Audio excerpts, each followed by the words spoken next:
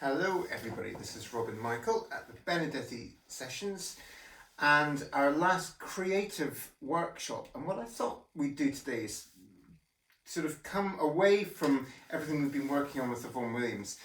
And I had a specific idea in mind for today, which is that I actually had to change the setup on my cello the last couple of days because I'm going to be doing one of these digital concert performances recording next week of the Beethoven Septet on period instruments.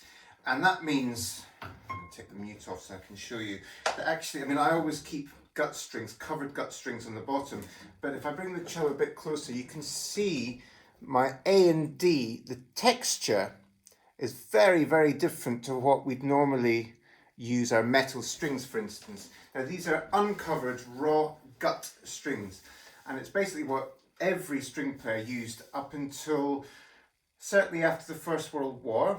And one of the reasons for that was because a lot of the really high quality gut that they used was used in ropes in the First World War. And it wasn't actually until really the 50s that certainly cellists started using metal A's. The first time, in fact, that anyone heard live in London a cellist playing with a metal A was when Rostropovich made his debut in London in 1956. So it's I'm using this setup for the recording that I'm doing. So I just thought I'd show you how my approach to sound and searching for sound has changed in the last 20 years, particularly since I've been working a lot with these period instruments. This is my modern cello, but also playing Baroque cello, and most importantly, playing with gut strings. Because actually the way we use the bow and the way we engage with the string in terms of bow speed and point of contact is different. And I think it's something that even if you don't have gut strings at home that you can try this with, it's just something to stimulate the imagination and something that you might want to try as well. And I can assure you, once you get into the sound world of these strings, there's something incredibly seductive. There's a sort of magic. In fact, there's more to discover. Anyway, I'll come to that in a minute. I have 5 bows here at my feet, which you can't see. And I'm going to just talk you through how the bow evolved, how composers changed as their own what was possible, and how they also pushed what was possible from bow makers even, arriving at a sort of modern bow. Now this, I'm sure you've all seen these, and some of you may even have one. This is a Baroque cello bow. This is based, this is a copy of Boccherini's bow, in fact, and you can see how it's shaped differently. Rather than being shaped like that, it's shaped like this, and the point is a very elegant point, and of course an open frog. And you may be wondering why the hair is this colour. Well, it's actually just undyed hair, which I particularly like. Now I'm going to put that down for a second and ignore the 3 bows that are in between this bow and the modern bow, and pick up this one here, which is a Bazin, which is a French bow from early 20th century. Very much a modern bow. Now you can see, if I hold the two up together, the difference in the architecture, as well as the fact that obviously that it's got a closed frog. In terms of the actual length, there's not a huge amount of difference, but I'm just going to just play a few notes with the modern bow first of all, just so that this is the world that we know. Now with the gut strings,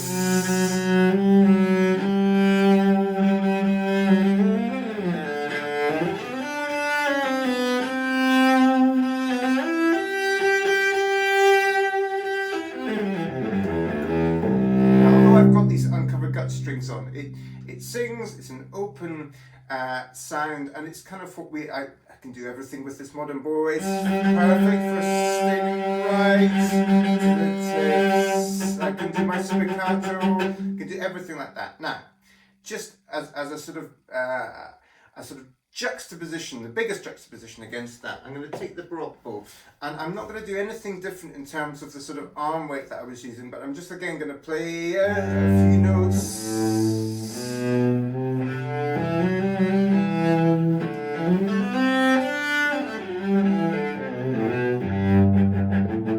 Now can you hear?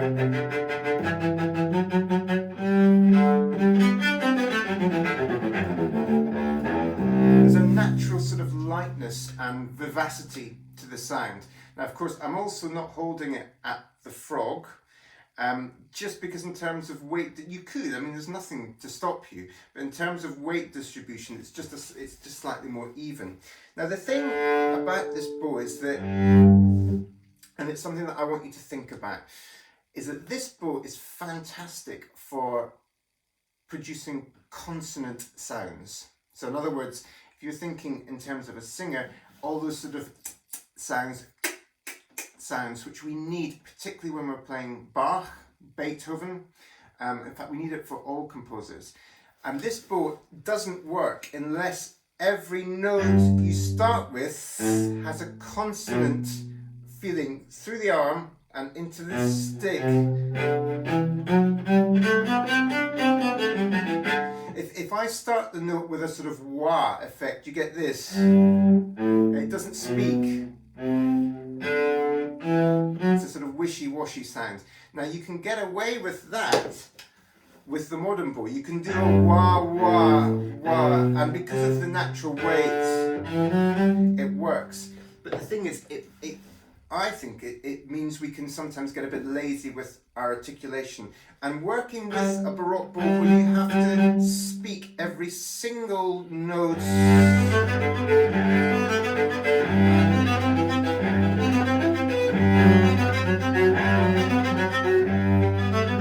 there's a sort of natural lightness to it. And in fact, the bow, as much as what I want to do, shaping those 3-4 harmonies, actually shows me a lot about how, certainly in terms of tempo, but also in terms of how to use the bow. Now, if I take the modern bow again and do that, now, actually I'm going to do a sort of caricature, because if you go back to some of the wonderful recordings, say, of the 1970s, which are wonderful, but very much of their time, and you will get bowings, so for instance, with that prelude, where they'll actually ignore what's written in the Anna Magdalena manuscript and slur everything.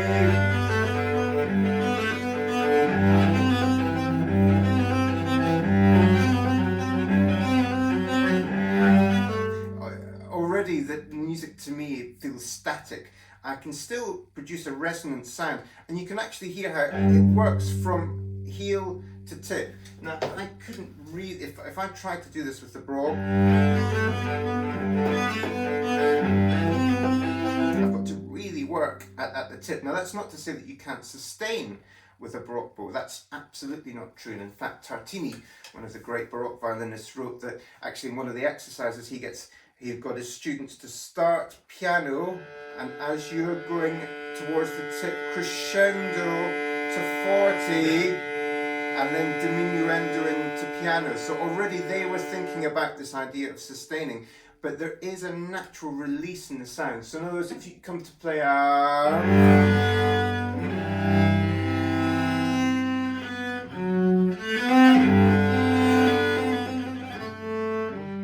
you can feel that there's much more sort of inflection, and the music has just more, I wouldn't say more subtlety, but I can shape things. Now, the thing with we're going to go back to the modern bow, I can reproduce that, but it's much easier for me to be able to reduce that, which is what I realise what I want in my head, being able to experience that with the Baroque bow. And I've actually got to work much harder because I've got so much more weight here to get that same.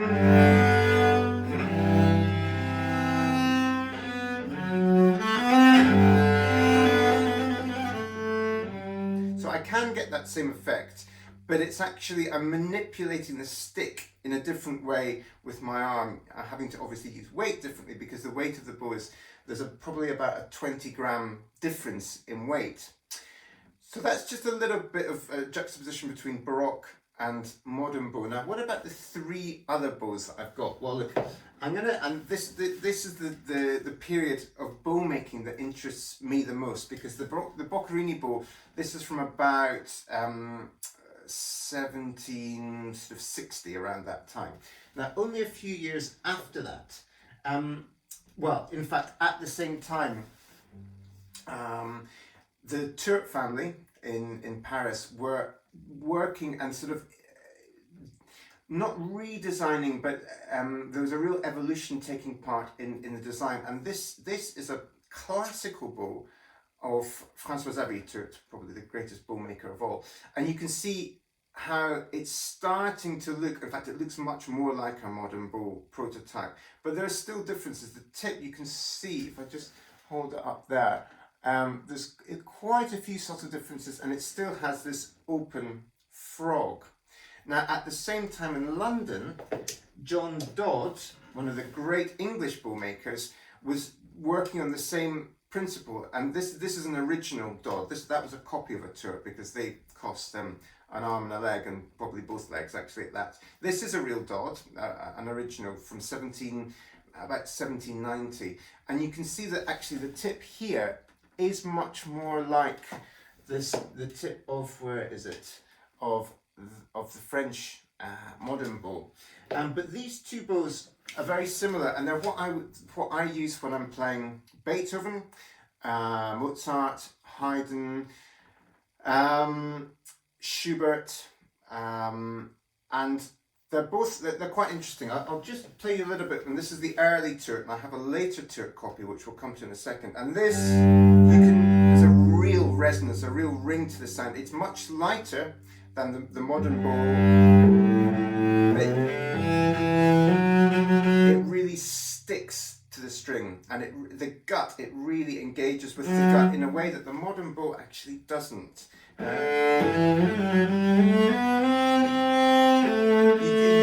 bow just wants to stay on the string.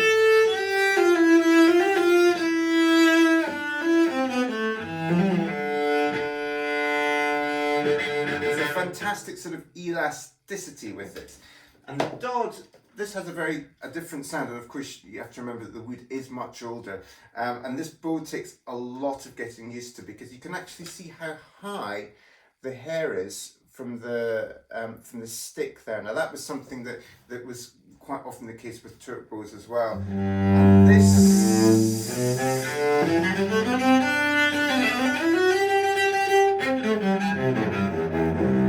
again, different sound. Now, the final bow to show you is my copy of a very late Turc. Now this effectively is our modern bow. Slightly different, this is the French one, the sort of early 20th century French one, and then Turc, which is above. And you can still see how at the tip there's quite a significant difference in the design. And this copy, made by a friend of mine, Pierre Nair, and it's an exact copy of a Turc. It's actually the bow that I use for almost everything. And certainly some late Beethoven as well, like the Ninth Symphony, when you have to play in the rest, this bow is absolutely perfect for it. And again, like the earlier Turc design, it really sticks to the gut, the raw gut. And it works fantastically well with steel strings as well. In fact, it's the bow that I've been using in all these workshops. But the thing that I wanted to show you, what I'm just doing there, playing at the tip. Now this was the big kind of change for music instrumentalists and bow makers. The fact that, you know, the tip from our Baroque bow, what you were capable of not sustaining necessarily, but being able to do in the upper half. And of course, there were lots and lots of famous instrumentalists at the time who took advantage of this and developed the instrument's sort of capabilities with this. And I want to give you a little exercise that I practice every day, and it's called a coup de viotti. And it's something, again, that started because violinists in particular, but cellists as well, have this freedom now to play in the sort of last third of the bow, and you'll find that a lot of Schubert and a lot of Beethoven, it's a real evidence for me that that was how the playing had evolved. You think of things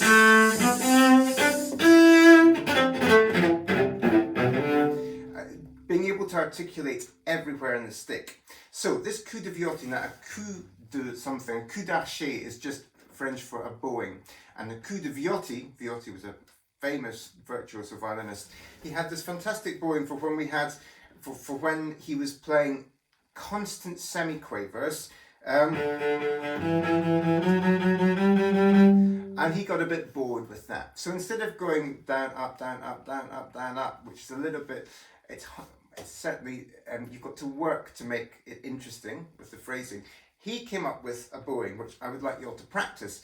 And I use this a lot in sort of early 19th century music, when there is a sort of continuous passage of semiquavers. If I want to sort of put some sort of shape into things, or just have a bit of fun sometimes. And instead of going down, up, we're going to do this at the point. We start on an up, and we do up, down, down, up, down, down, up, down, down, up, down, down, up, down, down. Complicated, eh? No, it's not. So if we think 1, 2, 3, 4, 1, 2, 3, we start on an up, and then we go up, down, down, up, down, down, up, down, down, up, down, like that. Okay, it sounds like an upbeat, the first up, but actually it's on the beat. So I'm going to do a scale. 4 notes to a bow, 4 bows to a note, I should say, just so you can hear.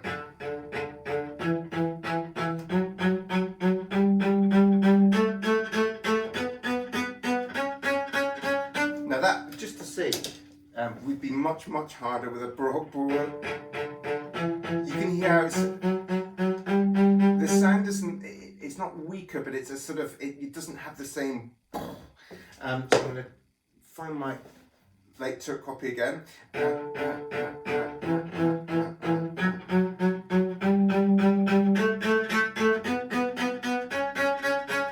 Cellists, I like to practice with this popper 6, which normally we play in the middle. Now take the tempo down and practice that.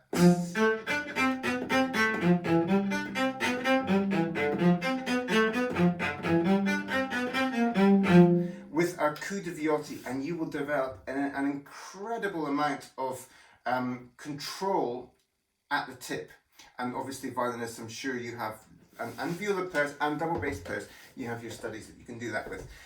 But just to come back and to finish off with I'm going to, just because I was enjoying playing that Bach with the Baroque bow, the thing I want you to think about, and that I love about these gut strings, is just the feeling of resistance between hair and string, and yeah, with the Baroque bow, and when you know, if I say,